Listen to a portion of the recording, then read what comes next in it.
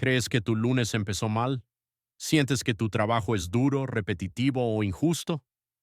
¿Te preguntas por qué tienes que levantarte cada mañana para cumplir con una rutina que no siempre entiendes? ¿Y si el problema no fuera tu empleo, sino la comparación constante con una idea ideal del trabajo? A lo largo de la historia han existido oficios tan extraños, tan incómodos y tan difíciles de imaginar que hacen que cualquier jornada moderna parezca un privilegio. Pero hay algo aún más inquietante. Algunos de esos trabajos no solo eran absurdos, también sostenían sistemas enteros de disciplina y poder. Quédate porque al llegar al número uno, todo cobra un sentido diferente. Mucho antes de que los teléfonos móviles invadieran nuestras mesillas de noche y antes de que los relojes despertadores se convirtieran en un objeto cotidiano, despertarse a tiempo no dependía de una máquina, dependía de otra persona. En los primeros años de la industrialización, cuando las fábricas marcaban el ritmo de la vida diaria, llegar tarde no era una molestia menor, era un problema serio que podía costar el salario o incluso el empleo. De esta necesidad surgió un trabajo tan sencillo como extraño, el despertador humano. Estas personas, conocidas como knocker-ups, recorrían las calles cuando la mayoría de la ciudad aún dormía. Salían antes del amanecer, caminando por barrios silenciosos, con el frío de la mañana acompañando cada paso. Su misión era clara: asegurarse de que sus clientes se despertaran a la hora exacta.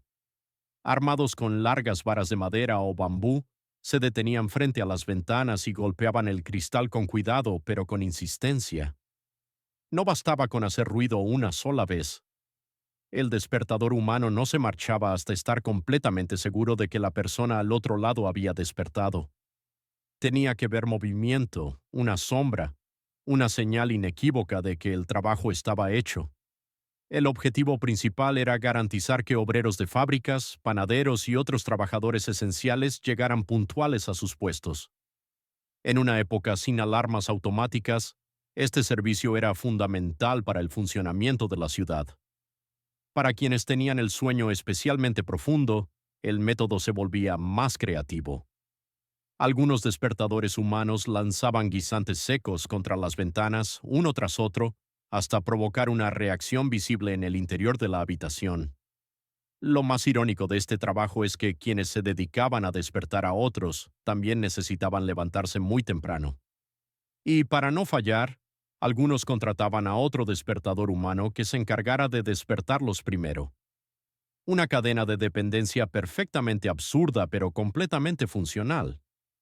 Un ejemplo temprano de cómo incluso los trabajos más extraños podían sostener rutinas laborales rígidas y exigentes. Ser príncipe en la Europa medieval era, en apariencia, una vida de privilegios absolutos: riqueza, poder, protección y una posición que nadie se atrevía a cuestionar. Sin embargo, incluso los herederos al trono necesitaban disciplina. El problema era que la dignidad real impedía que un príncipe recibiera castigos físicos. Golpear al futuro rey era impensable, pero la necesidad de castigo seguía existiendo. La solución fue tan cruel como absurda. En lugar de castigar al príncipe, se castigaba a otro niño en su lugar. Así nació la figura del chico de los azotes. Generalmente era un niño de la misma edad que el príncipe, educado junto a él y constantemente a su lado. Cada vez que el príncipe se comportaba mal, el castigo no recaía sobre quien había cometido la falta, sino sobre este sustituto. La explicación oficial detrás de esta práctica era que el príncipe, al ver sufrir a un amigo cercano, sentiría culpa y aprendería la lección. Se suponía que el dolor ajeno funcionaría como un correctivo moral. En la realidad, como resulta fácil imaginar, este sistema rara vez cumplía su objetivo. El príncipe observaba el castigo sin experimentar consecuencias reales, mientras el chico de los azotes asumía todo el sufrimiento. Aún así, este papel existió durante generaciones. El chico de los azotes tenía una función estable dentro de la corte. Su presencia no era un error ni una excepción, sino parte de un sistema diseñado para proteger la imagen del poder. Todo estaba orientado a preservar la autoridad real, incluso si eso significaba transferir el dolor a alguien más débil. Este trabajo refleja de forma brutal cómo las estructuras de poder pueden justificar cualquier sacrificio, siempre que la figura central permanezca intacta. El castigo no desaparecía, solo cambiaba de destinatario. Durante siglos la medicina creyó firmemente que muchas enfermedades podían curarse extrayendo sangre del cuerpo humano. La sangría era un tratamiento común, aceptado y respetado. En ese contexto, las sanguijuelas no eran simples animales repulsivos, sino herramientas médicas valiosas. Su demanda era tan alta que dio lugar a una profesión específica, el recolector de sanguijuelas. Estos trabajadores se dirigían a pantanos, ríos y zonas de agua estancada, muchas veces en condiciones extremas. No utilizaban redes ni instrumentos elaborados. Su propio cuerpo era el medio de trabajo. Entraban en el agua con las piernas desnudas y permanecían quietos durante largos periodos de tiempo, esperando a que las sanguijuelas se adhirieran a su piel.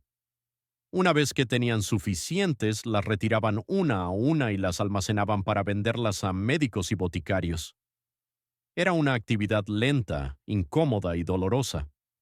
El agua solía estar fría, lo que entumecía el cuerpo y debilitaba las defensas. Las mordeduras provocaban infecciones frecuentes y las heridas tardaban mucho en cerrar. Con el paso del tiempo, el cuerpo del recolector quedaba marcado por cicatrices permanentes. Era un trabajo sin prestigio, sin reconocimiento y sin gloria. Sin embargo, sostenía una práctica médica considerada esencial en su época. El sufrimiento físico del recolector era el precio que otros estaban dispuestos a pagar para curarse. Este oficio muestra hasta qué punto la necesidad económica podía empujar a una persona a convertir su propio cuerpo en una herramienta de trabajo, aceptando el dolor como parte de la rutina diaria. En la corte imperial china existió un trabajo que llevaba la obediencia y la inmovilidad a un nivel extremo. Algunas personas eran empleadas como piezas humanas en partidas de ajedrez organizadas para el emperador. No era un juego simbólico ni una representación ligera. Era una puesta en escena real, con personas reales ocupando el lugar de las piezas, vestidos con ropas pesadas, ornamentadas y difíciles de soportar durante largas horas. Estos trabajadores debían permanecer completamente inmóviles.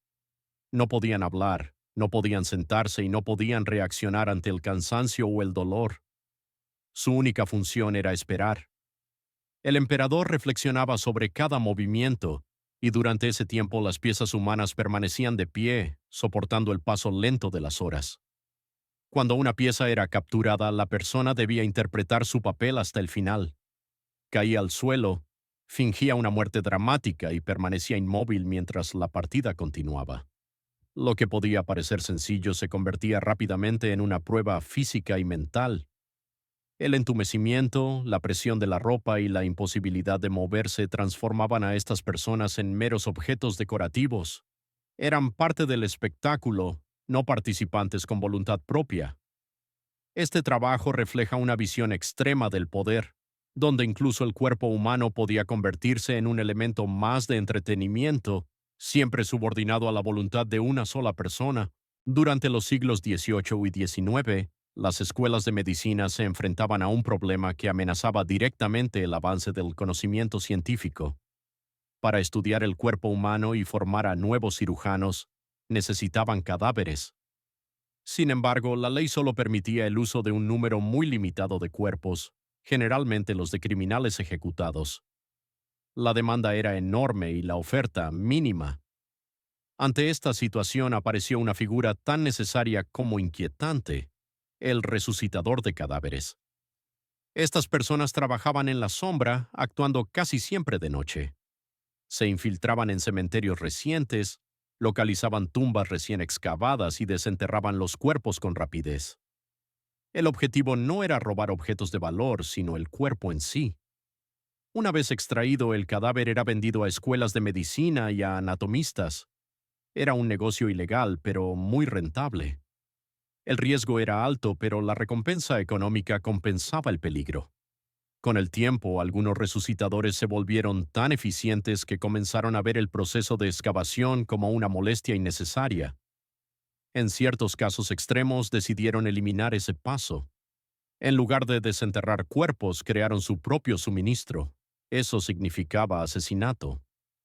Casos como el de Burke y Hare demostraron hasta dónde podía llegar este oficio cuando la frontera entre la necesidad y la moral desaparecía por completo. Lo más perturbador es que muchos cirujanos y profesores de medicina eligieron mirar hacia otro lado. Justificaban el origen de los cuerpos como un mal necesario para el progreso científico. El conocimiento avanzaba, pero lo hacía sobre una base profundamente oscura. El resucitador de cadáveres representa uno de los ejemplos más claros de cómo la ciencia y el horror pueden cruzarse cuando la demanda supera cualquier límite ético. En la actualidad, los funerales suelen ser ceremonias sobrias, marcadas por el silencio y el respeto. Sin embargo, durante gran parte de la historia, un funeral no era solo una despedida, sino un espectáculo social cuidadosamente construido. La intensidad del dolor mostrado era una forma de medir la importancia del difunto. Para garantizar ese impacto emocional, muchas familias contrataban plañideros profesionales. Estas personas no asistían al funeral por vínculo personal, sino por trabajo. Su función era llorar, gritar y expresar un dolor exagerado que llenara el espacio de emoción. Los plañideros sabían exactamente cómo comportarse.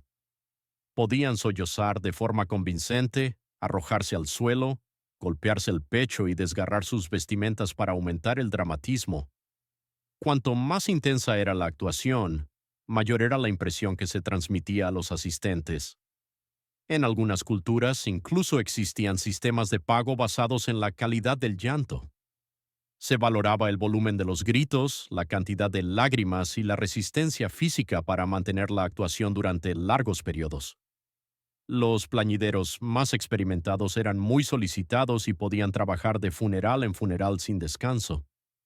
Este oficio demuestra cómo el dolor, incluso el ajeno, podía convertirse en una herramienta profesional. El sufrimiento se transformaba en una representación pública y la emoción pasaba a ser un servicio contratado. Este es, sin duda, el trabajo más extraño y sorprendente de todos. En la corte inglesa, uno de los cargos más importantes no tenía que ver con la guerra, la política ni la diplomacia. Su función principal era ayudar al rey en el momento más íntimo de su rutina diaria, ir al baño. El ayuda de cámara del retrete real no solo asistía físicamente al monarca, también se encargaba de limpiar, registrar y supervisar los hábitos más privados del rey. Tenía acceso a información que nadie más poseía y conocía detalles que quedaban fuera del alcance de la mayoría de la corte. Lo que hace este trabajo verdaderamente impactante es que no era un puesto humillante ni marginal. Todo lo contrario, era uno de los cargos más cercanos al rey. Esa cercanía generaba confianza y la confianza se traducía en influencia. El ayuda de cámara del retrete real escuchaba conversaciones privadas, conocía estados de ánimo y estaba presente en momentos en los que ningún ministro tenía acceso. Con el tiempo, muchos de estos ayudantes acumularon un poder político considerable, influyendo en decisiones importantes del reino. Este trabajo demuestra una verdad incómoda sobre el poder. No siempre reside en los cargos más visibles. A veces el acceso más íntimo es la forma más efectiva de influencia. La historia está llena de trabajos que hoy nos resultan difíciles de creer. Personas que despertaban a otras a golpes de vara, niños que sufrían castigos por errores ajenos, cuerpos usados como herramientas médicas y hombres que construían poder desde los lugares más inesperados. Todo esto existió y formó parte del funcionamiento normal de la sociedad. Así que la próxima vez que sientas que tu trabajo es pesado o injusto, recuerda que hubo épocas en las que el sacrificio laboral significaba dolor físico, humillación o peligro constante. La historia es extraña, y comparada con ella, tu jornada laboral probablemente no está tan mal.